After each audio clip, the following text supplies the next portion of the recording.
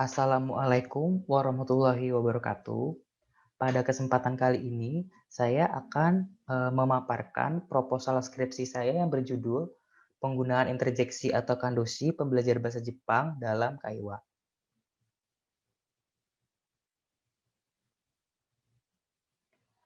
Pendahuluan, yang pertama latar belakang. Interjeksi atau kata seru adalah kata tugas yang mengungkapkan rasa hati pembicara untuk memperkuat rasa hati seperti rasa kagum, sedih, heran, dan jijik. Sama seperti bahasa Indonesia, bahasa Jepang juga memiliki interjeksi yang disebut dengan kandoshi. Kemudian, dalam pembelajaran bahasa Jepang, terdapat berbagai macam mata kuliah atau mata pelajaran yang salah satunya adalah kaiwa. Di mana pada saat melakukan kaiwa, tidak jarang pembelajar bahasa Jepang memasukkan kandoshi ini dalam percakapannya guna membuat percakapan mereka terasa lebih alami layaknya orang Jepang asli. Akan tetapi, seringkali peneliti temui adanya penggunaan kandoshi yang kurang tepat. Kekeliruan ini diakibatkan karena terdapat interjeksi bahasa Indonesia yang bunyinya mirip atau sama dengan kandoshi. Misalnya, kata wah. Dalam bahasa Jepang terdapat kandoshi yang bunyinya mirip seperti wah, yaitu wah, yang merupakan kandoshi bentuk kando atau impresi. Alih-alih mengucapkan kandoshi wah, pembelajar bahasa Jepang seringkali menggunakan kandoshi wah, yang mana ini bukan merupakan kandoshi, akan tetapi ini adalah interjeksi bahasa Indonesia dalam kaiwa ketika mengungkapkan sebuah impresi. Karena kesalahan seperti inilah, peneliti tertarik untuk meneliti hal ini. Oke, selanjutnya, yang kedua ada rumusan masalah. Yang pertama, jenis kandoshi apa saja yang terdapat dalam kaiwa yang dilakukan oleh mahasiswa Prodi Pendidikan Bahasa Jepang Universitas Brawijaya. Rumusan masalah kedua, bagaimana kecenderungan penggunaan kandoshi mahasiswa Prodi Pendidikan Bahasa Jepang Universitas Brawijaya pada saat melakukan kaiwa. Yang ketiga ada batasan masalah. Yang pertama, penelitian ini hanya akan menganalisis penggunaan kandoshi dalam proyek UAS Kaiwa pada mahasiswa Prodi Pendidikan Bahasa Jepang angkatan 2018. Yang kedua, penelitian ini hanya akan meneliti bagaimana penggunaan dan kecenderungan penggunaan kandoshi mahasiswa Prodi Pendidikan Bahasa Jepang angkatan 2018 dalam proyek UAS Kaiwa. Selanjutnya, ada tujuan penelitian. Tujuan yang pertama, untuk mengetahui apa saja jenis kandoshi yang digunakan mahasiswa Prodi Pendidikan Bahasa Jepang angkatan 2018 dalam proyek UAS Kaiwa. Dan tujuan penelitian yang kedua adalah untuk mengetahui bagaimana penggunaan dan kecenderungan penggunaan kandoshi mahasiswa Prodi Pendidikan Bahasa Jepang angkatan 2018 dalam Kaiwa. Selanjutnya ada manfaat penelitian. Manfaat secara teoritis, diharapkan penelitian ini dapat memberikan pengetahuan dan informasi mengenai perbedaan antara interjeksi bahasa Indonesia dan kandoshi serta penggunaan kandoshi dalam kaiwa. Yang selanjutnya, agar dapat menambah pengetahuan dan menjadi bahan pertimbangan dalam penelitian selanjutnya. Kemudian manfaat secara praktis, diharapkan penelitian ini bisa memberikan pengetahuan dan pemahaman pembelajar bahasa Jepang mengenai kandoshi dan penggunaannya dalam kaiwa.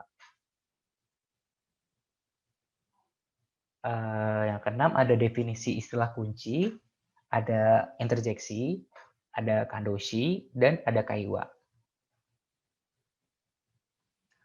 Yang selanjutnya adalah kajian pustaka. Pertama, landasan teori. Dalam melakukan penelitian ini, peneliti menggunakan beberapa teori.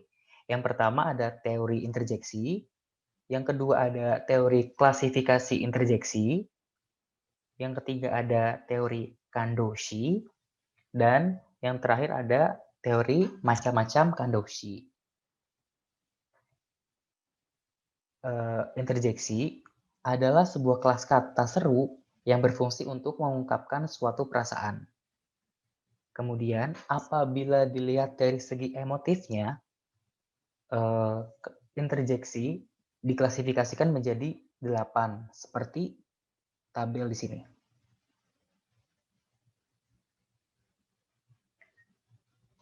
Yang ketiga, Kandoshi merupakan suatu jenis kata yang diletakkan di awal kalimat sebagai kata yang dapat berdiri sendiri, yang diungkapkan secara langsung, yang mengungkapkan sebuah impresi, di mana kandoshi ini adalah sama seperti interjeksi. Selanjutnya ada macam-macam kandoshi. Kandoshi dibagi menjadi 4 golongan, yaitu golongan kando, yang merupakan kandoshi mengungkapkan impresi atau emosi seperti rasa takut, senang, marah, sedih, terkejut, khawatir, kecewa, dan sebagainya. Yang kedua yobikake merupakan kata-kata yang menyatakan panggilan, ajakan, imbauan, atau dapat juga diucapkan sebagai peringatan terhadap orang lain. Yang ketiga ada oto, yang tidak hanya menyatakan jawaban, akan tetapi juga bisa menjadi sebuah tanggapan atau reaksi terhadap pendapat atau tuturan orang lain. Dan yang terakhir adalah Isatsugo yang merupakan persalaman. Yang kedua dari bab 2 adalah penelitian terdahulu. Di sini ada 2 penelitian terdahulu yang peneliti jadikan acuan atau dijadikan penelitian terdahulu dalam penelitian ini. Yang pertama ada jurnal milik Nita Rustanti dalam Tekstura Vol 6 nomor 1 tahun 2019 berjudul Interjeksi Kandoshi dalam Pendidikan Bahasa Jepang, Kajian Pragmatik. Penelitian ini meneliti buku Minano Nihongo 1 dari sudut pandang pragmatik. Yang kedua ada skripsi milik Putra Rizkyanda Hasibuan yang merupakan mahasiswa dari jurusan sastra Jepang, Fakultas Ilmu Budaya, Universitas Sumatera Utara dengan judul Analisis Penggunaan Kandoshi pada Komik Boruto Naruto Next Generation karya Ukyo Kodachi tahun 2016. Penelitian milik Putra Rizkyanda ini meneliti tentang kandoshi yang terdapat dalam komik Boruto dan apa sih fungsi-fungsinya di dalam komik tersebut. Persamaan dan perbedaan. Persamaan dari penelitian milik Nita Rustanti, Putra Rizkyanda, dan milik Prasetyo Budi Waskito adalah sama-sama meneliti kandoshi. Akan tetapi objek penelitiannya berbeda, di mana Nita Rustanti meneliti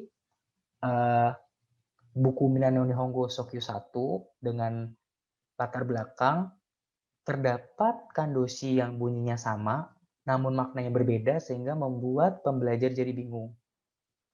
Kemudian penelitian milik Putra Rizkyanda meneliti komik Boruto Next Generation dengan latar belakang ingin mengetahui makna dari penggunaan kandoshi yang digunakan dalam komik Boruto Naruto Next Generation. Kemudian penelitian milik Prasetyo Budi Waskito meneliti Kaiwa atau Project UAS Kaiwa mahasiswa pendidikan bahasa Jepang angkatan 2018 dengan latar belakang sering terjadinya kekeliruan penggunaan antara interjeksi dan kandoshi. Selanjutnya, metode penelitian. Yang pertama ada jenis penelitian. Penelitian ini menggunakan pendekatan kualitatif, deskriptif dengan studi kasus sebagai desain penelitiannya. Yang kedua, ada sumber data dan data. Sumber data untuk penelitian ini adalah video project Waskaiwa mahasiswa Prodi Pendidikan Bahasa Jepang Universitas Brawijaya angkatan 2018 dan yang menjadi data dari penelitian ini adalah ungkapan kata yang berupa kandoshi yang terdapat dalam video project UAS tersebut.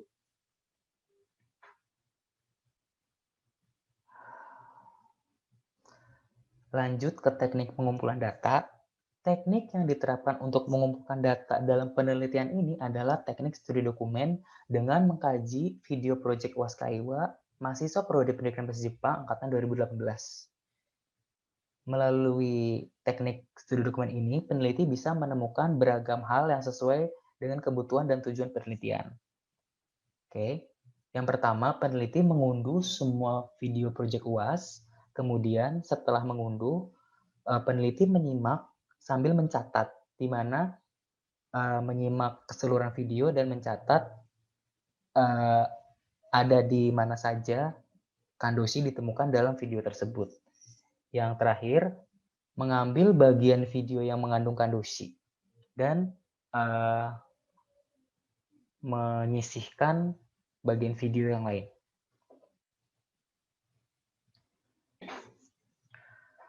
Lanjut ke analisis data.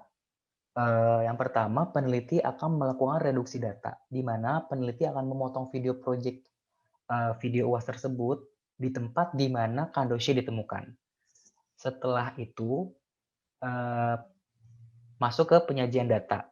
Data yang sudah dipotong tersebut, video yang sudah dipotong tersebut diberi label atau diganti namanya menggunakan format kelas, inisial nama yang berbicara, waktu, menit, dan detik di mana video kandoshi tersebut ditemukan, kemudian jenis kandoshi menggunakan kode, yang mana apabila kandoshi tersebut kando diberi kode KD, apabila Yobikake diberi kode YK, apabila Oto diberi kode OT, dan apabila Aisatsugo diberi kode ATG. Setelah memberi nama sesuai format, kemudian peneliti akan mengkategorisasikan data-data tersebut, di mana video yang telah diidentifikasi dan diberi nama sesuai format akan dikategorisasikan berdasarkan golongan. Jadi nantinya akan dikategorisasikan berdasarkan golongan. Disatukan mana yang kando, mana yang Yobikake, mana yang Oto, mana yang Aisatsugo, dipisahkan per golongan. Setelah dikategorisasikan, baru nanti data tersebut dianalisis, di mana nanti peneliti akan menganalisis apakah kandoshi yang ditemukan ini, apakah data yang ditemukan ini bunyinya atau pengucapannya atau penggunaannya itu sudah cenderung seperti kandoshi atau masih cenderung seperti interjeksi bahasa Indonesia. Setelah dianalisis, kemudian peneliti akan menarik sebuah kesimpulan. Yang selanjutnya, keabsahan data. Data yang sudah dianalisis tersebut akan peneliti validasi lewat bantuan validator, di mana validator satu adalah Nihonjin atau orang Jepang yang nantinya akan dimintai bantuan untuk mengkoreksi apakah data yang peneliti sudah teliti dan analisis tersebut sudah benar atau belum, ataukah ternyata masih tidak seperti kandoshi atau memang sudah seperti kandoshi gitu. Yang kedua ada validator kedua yang merupakan orang Indonesia dan itu adalah peneliti sendiri. Ya, nanti peneliti itu akan menilai apakah data yang sudah dianalisis itu apakah sudah seperti kandoshi ataukah masih cenderung interjeksi. Tugas validator satu di sini adalah memvalidasi apakah data tersebut sudah oke, sudah seperti kandoshi itu.